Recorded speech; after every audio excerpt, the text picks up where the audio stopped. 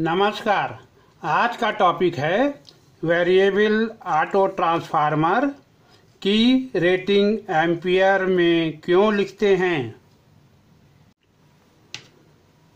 यहाँ पर हमने 3 ट्रांसफार्मर दिखाए हैं, 3 टाइप के।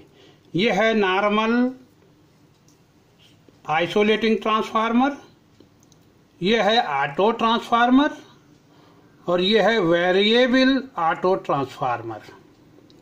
इन दोनों में जो रेटिंग है वो VA में लिखी है। देखिए 240 वोल्ट है 1 एम्पियर, तो 240 वोल्ट को 1 एम्पियर से मल्टीप्लाई करेंगे तो 240 VA आ जाएगा। तो ये कॉइल 1 एम्पियर की है इधर, मगर इस ट्रांसफार्मर की रेटिंग है 240 VA।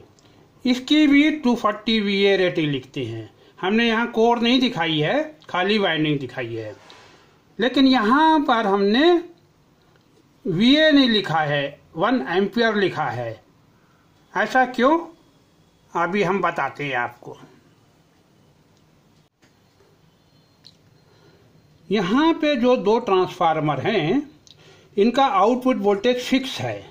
जैसे इस ट्रांसफार्मर में आउटपुट वोल्टेज ये आता है, इस ट्रांसफार्मर में या तो ये है या ये है, ये टैपिंग है।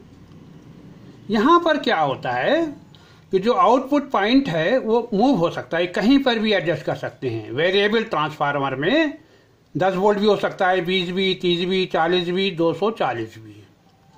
हम मान लीजिए जो आउटपुट है हमने 10 वोल्ट पे एडजस्ट कर रखा है और रेटिंग लिख दी हमने 240 VA।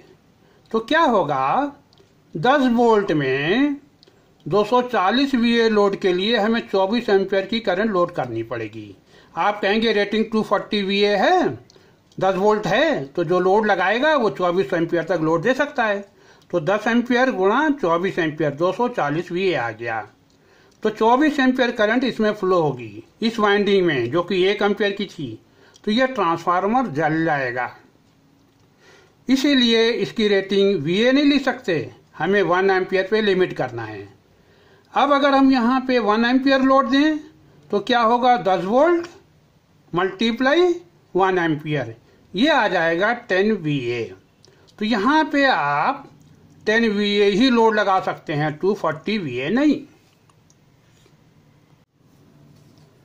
अब मान लीजिए कि हमने इसकी टैपिंग चेंज कर दी ऐसे। अब ये 10 वोल्ट भी हो सकता है, 50 भी, 100 भी। 50 वोल्ट में अगर 1 एम्पियर हम लोड देंगे, क्योंकि ये वाइंडिंग 1 एम्पियर की है, तो 50 × 1 50 VA हो गया। अगर हम 100 वोल्ट पे सेट करते हैं तो 100 वोल्ट × 1 एम्पियर, ये 100 VA हो गया।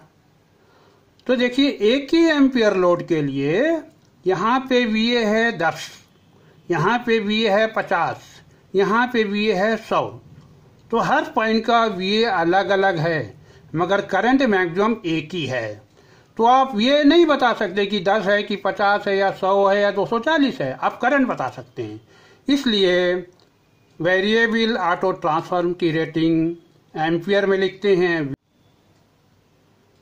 अब मान लीजिए हमारे पास 3 फेज ट्रांसफार्मर है, तीनों फेज की रेटिंग 1 एम्पियर 1 एम्पियर 1 एम्पियर है।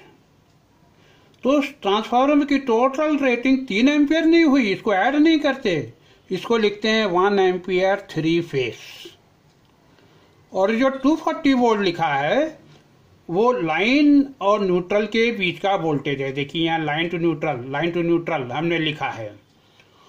और ये 0-240 लिखा है, इसका मतलब है कि आउटपुट 0 से 240 वोल्ट तक वेरी होता है, ये शिफ्ट होता है।